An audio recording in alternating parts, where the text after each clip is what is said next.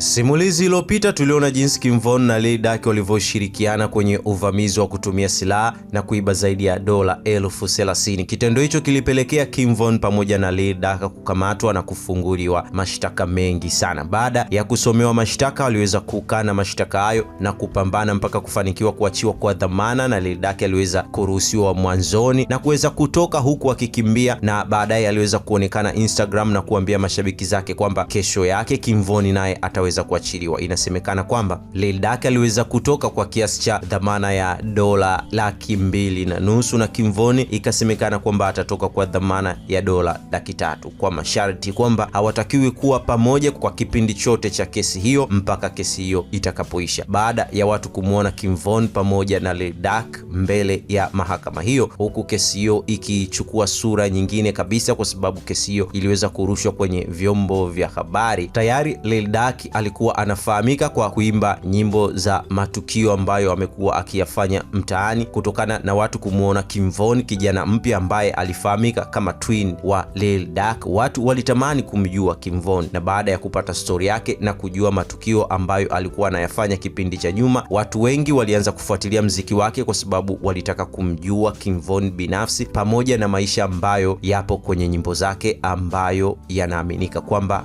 ni simulizi za kweli. Kim Von aliweza kusema kwamba kipindi hiki anataka kumaliza projekti zake haraka haraka, kwa sababu hana uhakika wa maisha ya baadaye, kwa sababu polisi wanamtafuta sana na wanataka kumpoteza uswahilini. Kwa hiyo licha ya kufanya matukio yote kwa ufasaha na kuweka mambo sawa bila kukamatwa na polisi katika matukio yote ambayo ameyafanya katika maisha yake, lakini kijana huyu handsome mwenye roho ya kishetani hatimaye aliweza kufanya makosa ambayo wanaume wengi wanayafanya. Aliweza kuangukia kwenye penzi zito la mwanadada Asian Doll. Mwanadada huyu alikuwa ni moja ya wanadada ambao wako katika lebo ya Lil Durk. Baada ya kufanikiwa kumshawishi na kuwa na mahusiano naye, aliweza kuweka hadharani mahusiano yao na kuanza kupambania ndoto zao za mziki kwa pamoja. Asian Doll aliweza kuachia nyimbo ambayo aliita Grandson, nyimbo ambayo ilikuwa inamhusu Kim Von, na Kim Von aliweza kutokea kwenye video hiyo kama video king, na nyimbo ikaweza kuachiliwa siku ya Valentine kama sehemu ya kuboresha mapenzi yao. Hii ilikuwa ni mwaka 2019. Kim Von alichanganyikiwa sana kwenye penzi la mtoto huyo kiasi cha kutotaka kukaa mbali na mpenzi wake. Kim Von alikuwa ana wivu uliopitiliza. Aliweza kuandika live kwenye kurasa wake wa Instagram kwamba yuko tayari kwa ajili ya kufanya chochote kwa mpenzi wake, kwa hiyo vijana wakae mbali. Katika kipindi hiki Kim Von pamoja na NBA Youngboy walikuwa na upinzani wa kimziki. Japo Youngboy alikuwa ni msanii mkubwa kwa Kim Von, lakini Kim Von mara kwa mara alikuwa akionekana kusikiliza nyimbo za Youngboy na kusema kwamba mambo ambayo anayaimba katika nyimbo zake sio maisha halisi ambayo anayaishi. Lakini Kim Von alizidi kujisifia kwamba katika wasanii ambao wanaimba rap drill, yeye ndio msanii pekee ambaye anaishi maisha ambayo yanaimbwa kwenye nyimbo zake. Kwa hiyo kulikuwa na ushindani ambao haukuwa na madhara makubwa katika kipindi hiki. Kim Von na mwanadada Asian Doll walikuwa wanaonekana wakiwa na mahusiano mazuri, lakini walikuwa na migogoro mingi ambayo ilikuwa inatokea ya hapa na pale. Kim Von aliposti kwamba ameachana na mwanadada huyo, lakini baadaye aliweza kuposti kwamba wamerudiana tena. Lakini baada ya muda Kim Von aliweza kuposti kwamba mahusiano hayo yamevunjika kabisa. Baada ya mwezi mmoja Kim Von aliweza kuposti mahusiano yake mapya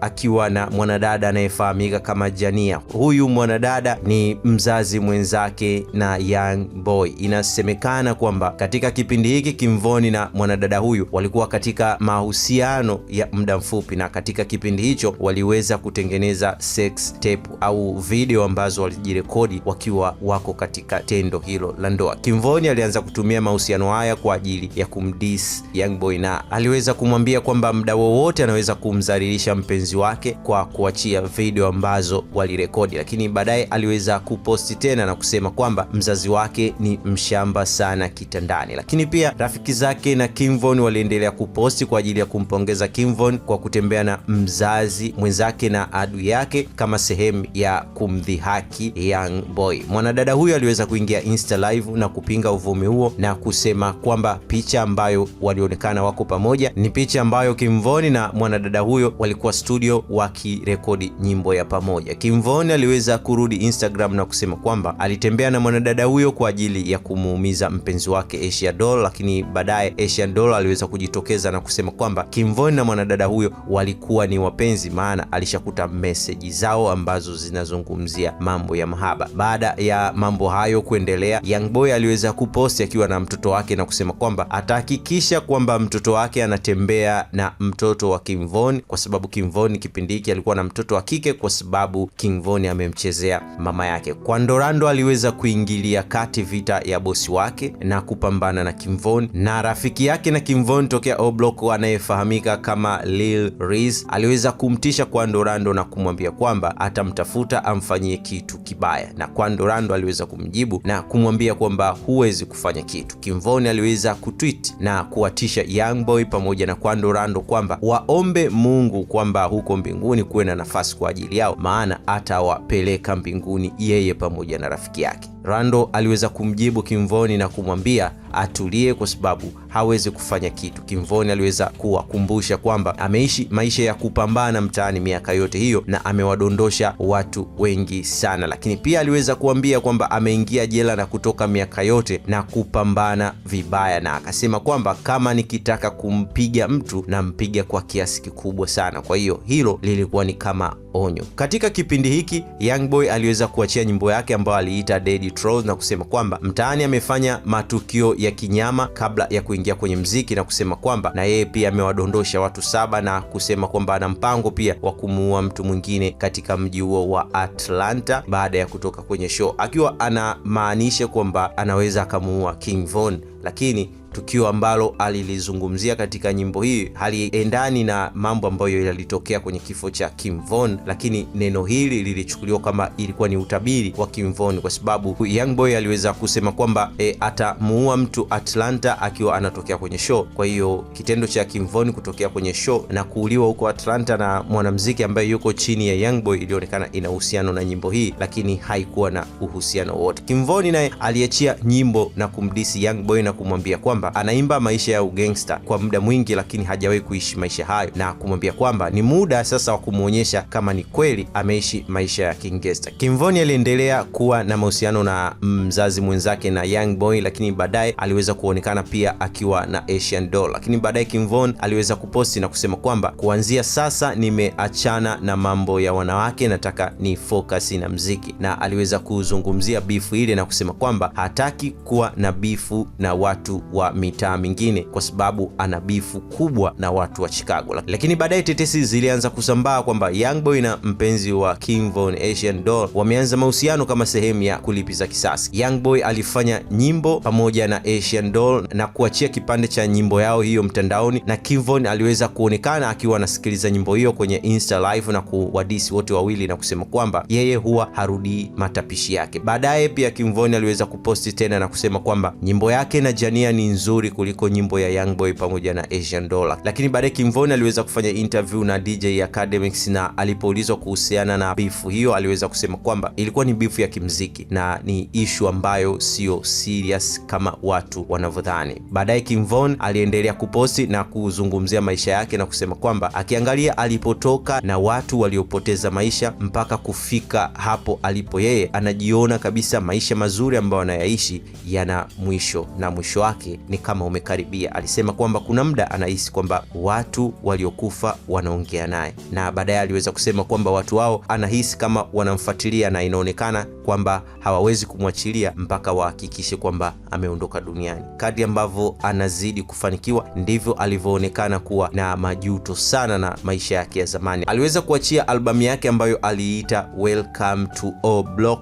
Hii ndio ilikuwa albamu yake ya kwanza rasmi ambayo aliweza kuiachia na ikaweza kufanya vizuri kwenye chati za Billboard na kufikia namba 13. Albamu hii iliweza kufanya akawa ni moja ya wasanii ambao wako kwenye level za juu kabisa za mziki wa hip hop. Katika kipindi hiki ndipo dunia nzima ilipoanza kumfahamu Kim Von vizuri zaidi. Kuna watu wengi ambao wanasema kwamba walianza kumjua Kim Von baada ya kufariki dunia. Albamu hii ambayo ilimfikisha kwenye kilele cha mziki muziki wake ilitoka wiki moja kabla ya kifo chake, ndio maana watu wengi walikuja kumfahamu baada ya yeye kufariki. Kwa hiyo tarehe 6 mwezi wa 11 mwaka wa 2020 Kim Von aliweza kuposti tweet akionyesha location aliyokuwa anafanyia show huko Atlanta kwenye klabu ambayo ilikuwa inafahamika kama Opium. Wakati Kim Von akiwa anafanya show hiyo hapo Opium, Quando Rando alikuwa anatengeneza video yake ya drop huko akionyesha kwenye Insta live akiwa na silaha kali sana. Kwa hiyo baada ya kumaliza show hiyo, Kim Von alionekana akiwa anaondoka Opium akiwa na SUV, na akiwa njiani pamoja na timu yake ya ulinzi. Kim Von aliwachanganya timu yake baada ya kugairi kwenda sehemu ambayo walitakiwa kwenda kwa ajili ya kupumzika kama ratiba ambavyo ilikuwa inasema, na kubadili safari yake na kuelekea Monaco Hookah Lounge, sehemu ambayo Quando Rando alikuwepo. Kwa hiyo inaaminika kwamba kuna mtu ambaye alimtumia message na kumwambia kwamba Quando Rando yuko katika eneo hilo na yuko peke yake. Kwa hiyo Kim Von alitaka kwenda kwa ajili ya kumshikisha adabu. Alipofika nje ya klabu hiyo, alikutana na Quando Rando na kuanza kumshambulia kwa kumpiga ngumi pamoja na vitu vingine. Kwa hiyo fujo iliyokuwa inaonekana haikuwa fujo ambayo ilikuwa inapelekea labda kufikia hatua ya kuuana, hapana, kwa sababu Kim Von alitaka kumpiga Quando Rando kama sehemu ya kutengeneza kiki au sehemu ya kutaka kumdhalilisha. Quando Rando aliweza kuzungumzia tukio hilo na kusema kwamba hakuwa anajua ni nani ambaye alikuwa anamvamia, alijua ni watu ambao wanatoka kwenye magenge ambao ni maadui zake kama ambavyo imetokea siku zote. Hakutegemea kama Kim Von anaweza kufanya tukio lile, maana alikuwa ni rafiki yake na walikuwa wanajibizana kwenye mitandao kama sehemu ya kutengeneza kiki. Kwa hiyo haikuwa na sababu ya kuweza kumshambulia kwa kiasi kile. Wakati anamshambulia rafiki yake na Quando Rando ambaye alifahamika kama Lil Tim, alipoona tukio lile, ili kumtetea rafiki yake aliweza kumshoot Kim Von zaidi ya risasi 4 kifuani ambazo zilipelekea Kim Von kuweza kupoteza maisha. Baada ya Kim Von kupigwa risasi hizo, rafiki yake na Kim Von, Slut pamoja na Louis waliweza kumpiga risasi Lil Tim na kudondoka chini, na baada ya kumfuata kwa ajili ya kummalizia, bunduki ilijam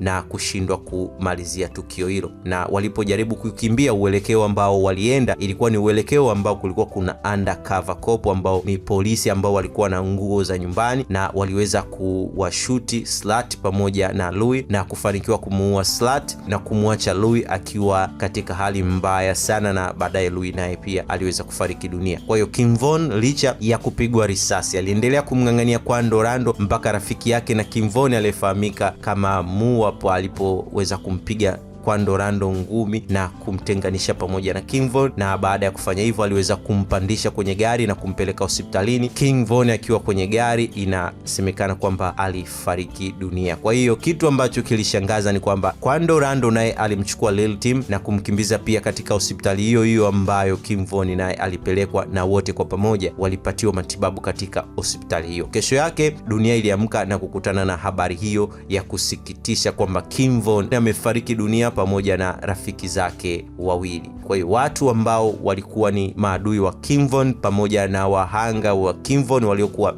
wanaishi kwa machungu ya kuondokewa na watu ambao Kim Von alikuwa amewaua, walifurahi na kuposti picha za wapendwa wao ambao inaaminika kwamba Kim Von ndio alihusika kwenye vifo vyao, na kusema kwamba hatimaye Mungu amelipa kisasi cha wale vijana ambao Kim Von aliweza kuwaua. Lakini upande wa pili ambao walikuwa wanampenda Kim Von, ilikuwa ni ngumu sana kuamini, hasa watu ambao walikuwa wanaona jinsi Kim Von alivyokuwa anapambana kubadilika na alivyokuwa anapambana kwa ajili ya kupata mafanikio kwenye mziki. Vijana wa Chicago ambao walikuwa ni maadui wa Kim Von, tofauti na ilivyotegemewa, waliumia sana Kim Von kuuliwa na watu ambao hawakuwa na bifu naye. Walitamani wamuue wao kama sehemu ya kulipa kisasi na kujipatia umaarufu. Waliamini kwamba huwezi kusherekea kifo ambacho hujasababisha wewe. Kwa hiyo kitendo hicho kikafanya wasiweze kusherekea kwa uhuru au kusherekea kama vile ambavyo Kim Von alikuwa anasherekea, kwa sababu hawakushiriki katika kifo cha Kim Von wala kundi lao halikuhusika kabisa. Kwa hiyo Young Boy aliweza kuposti kama sehemu ya kumdhihaki Kim Von na kusema kwamba inashangaza kwamba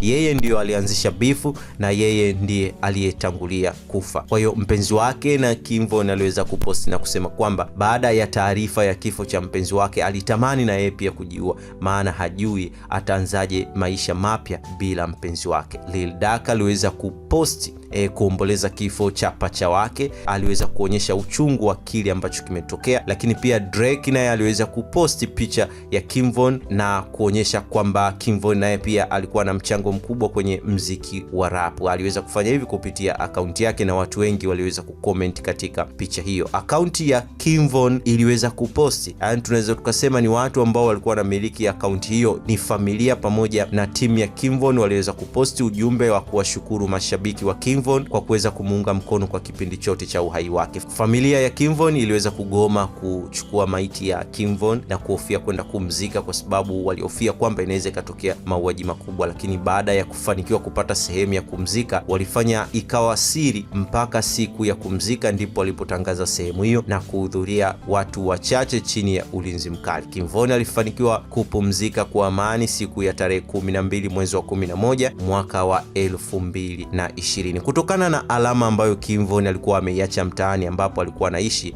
waliamua kuchora picha kubwa kama sehemu ya kumwenzi King Von, sehemu ambayo ikawa ni kama sehemu ya makumbusho. Kwa hiyo watu walikuwa wanafunga safari na kwenda kupiga picha mahali hapo kama sehemu ya kumwenzi King Von. Maadui wa King Von walitumia nafasi hiyo kwa ajili ya kuposti wakiwa mahali hapo kama sehemu ya kuwaonyesha maadui zao kwamba hakuna mtu ambaye anaweza kufanya chochote licha ya kuwa sehemu ya mitaa ya King Von. Na kimoja ya watu ambao waliweza kuposti na kumkashifu King Von ilikuwa ni pamoja na rapa maarufu aliyefahamika kama FBG Cash. Kutokana na maneno machafu aliyoyatoa kuhusu King Von, ilifanya vijana wa kundi la King Von kutaka kuonyesha mfano kwa msanii huyo kwamba endapo utamchokoza King Von hata kama akiwa yupo, kuna kitu kibaya kitakupata. Mwezi mmoja baadaye, FBG Cash aliweza kuvamiwa na watu wawili akiwa kwenye gari lake na kupigwa risasi na kuuliwa pale pale pamoja na kumjeruhi mwanamke aliyekuwa pembeni ya gari hilo. Hiyo ilikuwa ni onyo kwa watu ambao walikuwa wanamdhalilisha King Von mtandaoni. Lil Durk baada ya kuwa kimya kwa muda mrefu, hatimaye aliweza kuja na albamu aliyoiita The Voice na kuidedicate albamu hiyo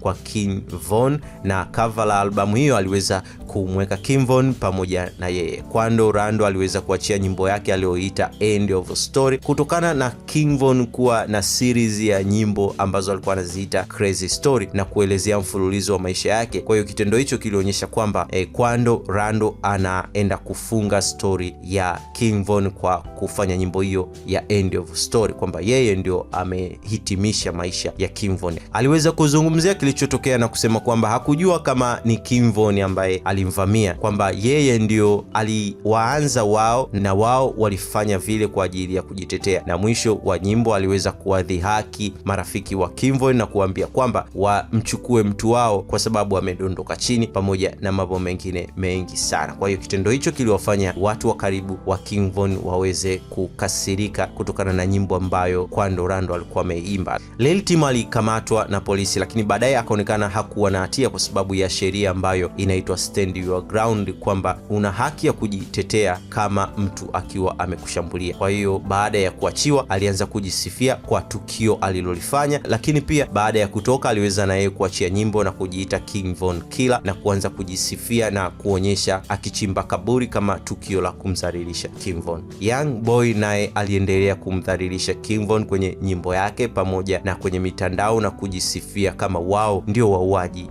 wa King Von. Watu walianza kulalamika kwamba rafiki zake na King Von wanamsaliti King Von kwa sababu ingekuwa rafiki wa King Von ndo anafanyiwa hivyo, King Von asingekubali rafiki zake wadhalilishwe hivyo. Kwa hiyo mashabiki wa King Von walianzisha hashtag ambayo waliita Slide for Von. Wakati harakati zote hizo zikiendelea, Lil Durk alikuwa kimya na watu walijua kwamba Lil Durk amemsaliti pacha wake, lakini watu wanasema kwamba ukiona kobe kainama ujue anatunga sheria. Nilitamani video hii iwe video ya mwisho, lakini kwa kile ambacho kilitokea baada ya kifo cha King Von na kile ambacho Lil Durk aliweza kufanya na kile ambacho Kwando Rando kilimkuta, nadhani video hii inatakiwa isiwe video ya mwisho. Acha tufanye video ya mwisho ambayo itaelezea jinsi kisasi cha King Von kilivyolipwa na jinsi Kwando Rando pamoja na rafiki yake walivyofikia hatua na kutamani kufa, lakini kifo hakikuwa upande wao. Subscribe kwenye channel yetu kwa ajili ya kupata mwendelezo wa simulizi hii. Mimi ni Joseph Skills na hii ni Tricord Media. Usisahau kusubscribe, kulike, kucomment na kushare kwenye mitandao mingine